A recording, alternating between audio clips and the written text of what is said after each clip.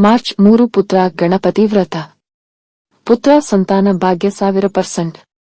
ಭಾರಿ ಆರ್ಥಿಕ ಲಾಭ. ಹಿಂದೂಗಳು ಯಾವುದೇ ಪೂಜೆ ಮಾಡಿದರೂ ಮೊದಲು ಗಣಪತಿಯನ್ನು ಪೂಜಿಸುತ್ತಾರೆ. ಗಣಪತಿಯನ್ನು ಪೂಜಿಸುವುದರಿಂದ ನಮ್ಮ ಜೀವನದಲ್ಲಿನ ಎಲ್ಲ ಅಡೆತಡೆಗಳು ದೂರವಾಗುತ್ತವೆ ಮತ್ತು ನಮ್ಮ ಕುಟುಂಬಕ್ಕೆ ಒಳ್ಳೆಯದು ಸಂಭವಿಸುತ್ತದೆ ಎಂದು ನಾವು ನಂಬಿದರೆ ಪುತ್ರ ಗಣಪತಿ ವ್ರತವು ವಿನಾಯಕ ಚೌತಿಯಷ್ಟೇ ಮಹತ್ವದ್ದಾಗಿದೆ. ಮಾಸದ ಚೌತಿಯಂದು ಗಣಪತಿಯನ್ನು ಪೂಜಿಸಬೇಕು. ಸಂತಾನ ಶಕ್ತಿ ಸಮಸ್ಯೆಯಿಂದ ಬಳಲುತ್ತಿರುವವರು, ಪುತ್ರ ಸಂತಾನ ಬಯಸುವವರು ಈ ಚವತಿಯಂದು ಗಣಪತಿಯನ್ನು ಪೂಜಿಸಿದರೆ ಪುತ್ರ ಜನನ ಖಚಿತ. ಈ ವಿಡಿಯೋ ನೋಡುವ ಮೊದಲು ಓಂ ಗಂ ಗಣಪತಾಯೇ ನಮಃ ಎಂದು ಕಾಮೆಂಟ್ ಮಾಡಿ. ಹಾಗೆಯೇ ಆರ್ಥಿಕ ಸಮಸ್ಯೆ ಇರುವವರು ಈ ಚವತಿಯ ದಿನದಂದು ಕೆಲವು ಪರಿಹಾರಗಳನ್ನು ಅನುಸರಿಸಿದರೆ 1 ತಿಂಗಳೊಳಗೆ ಅವರ ಎಲ್ಲಾ ಆರ್ಥಿಕ ಸಮಸ್ಯೆಗಳು ದೂರವಾಗುತ್ತವೆ ಮತ್ತು ನೀವು ಜೀವನದಲ್ಲಿ ಉತ್ತಮ ಮಟ್ಟಕ್ಕೆ ಏರುತ್ತೀರಿ.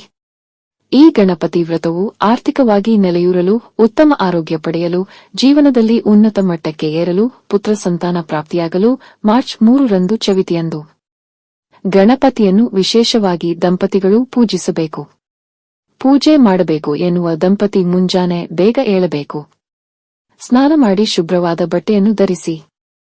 ಆ ದಿನ ನೀವು ಉಪವಾಸ ದೀಕ್ಷೆಯನ್ನು ತೆಗೆದುಕೊಂಡು ವಿನಾಯಕನಿಗೆ ಮಣ್ಣಿನ ಗಣಪತಿಯನ್ನು ಮಾಡಿ ಗಣಪತಿಗೆ ಕುಂಕುಮವನ್ನು ಹಾಕಿ ಗಣಪತಿ ಮೂರ್ತಿಯನ್ನು ನಿಮ್ಮ ಪೂಜಾ ಕೋಣೆಯಲ್ಲಿ ಪ್ರತಿಷ್ಠಾಪಿಸಿ ಪೂಜೆಯನ್ನು ಮಾಡಬೇಕು.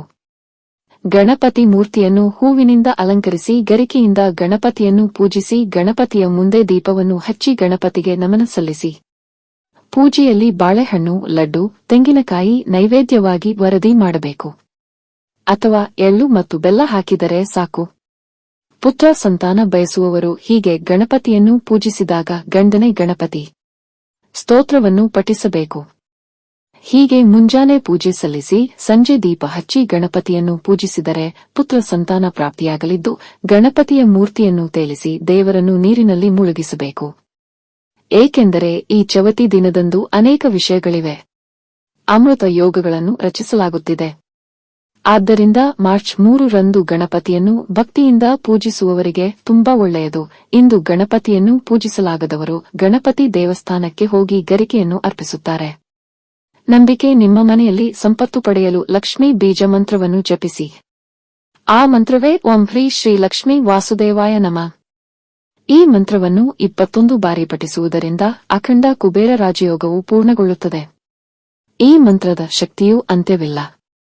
ಈ ಚವಿತಿಯ ದಿನದಂದು ಪ್ರತಿಯೊಬ್ಬರೂ ಮನೆಯ ಹೊಸ್ತಿಲಲ್ಲಿ ಅರಿಶಿನವನ್ನು ಬರೆದು ಕುಂಕುಮವನ್ನು ಹಾಕಬೇಕು ಮತ್ತು ಮನೆಯ ಹೊಸ್ತಿಲಲ್ಲಿ ಮಾವಿನಕಾಯಿ ಎಲೆಗಳ ತೋರಣ ಕಟ್ಟಬೇಕು. ನಿಮ್ಮ ಮನೆ ಬಾಗಿಲು ಎಷ್ಟು ಸುಂದರವಾಗಿ ಕಾಣುತ್ತವೋ ಲಕ್ಷ್ಮೀ ದೇವಿ ಸಂತುಷ್ಟಗೊಂಡು ಸಂಪತ್ತು ನಿಮ್ಮ ಮನೆಗೆ ಪ್ರವೇಶಿಸುತ್ತದೆ.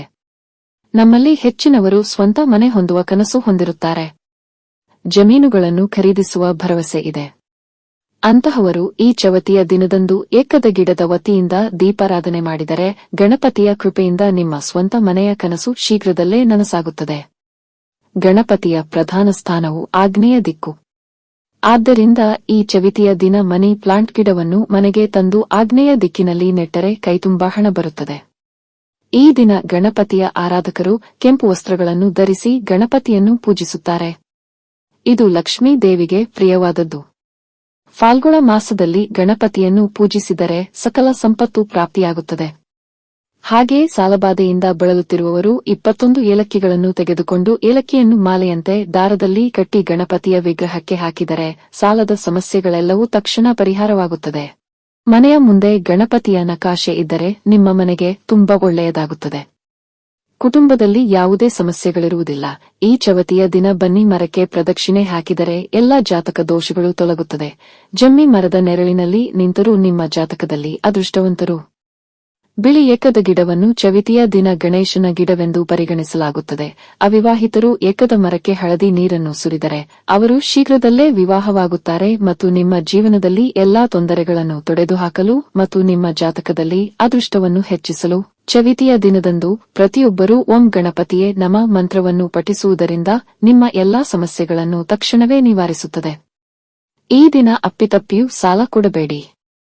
ಹಾಗೆಯೇ ಯಾರಿಂದಲೂ ಹಣ ತೆಗೆದುಕೊಳ್ಳಬೇಡಿ.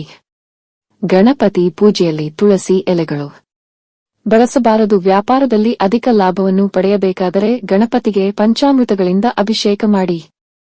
ನೀವು ಶಿಬೆಹಣ್ಣು ನೈವೇದ್ಯವಾಗಿ ಮಾಡಿದರೆ ನಿಮ್ಮ ವ್ಯಾಪಾರವು ದುಪ್ಪಟ್ಟು ಲಾಭವನ್ನು ಪಡೆಯುತ್ತದೆ ಮತ್ತು ಬಡವರಿಗೆ ಈ ದಿನ ದಾನ ಮಾಡುವುದರಿಂದ ಗಣಪತಿಯ ವಿಶೇಷ ಅನುಗ್ರಹವನ್ನು ಪಡೆಯುತ್ತೀರಿ.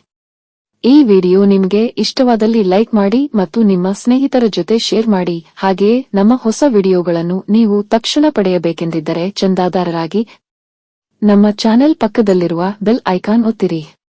ಧನ್ಯವಾದಗಳು.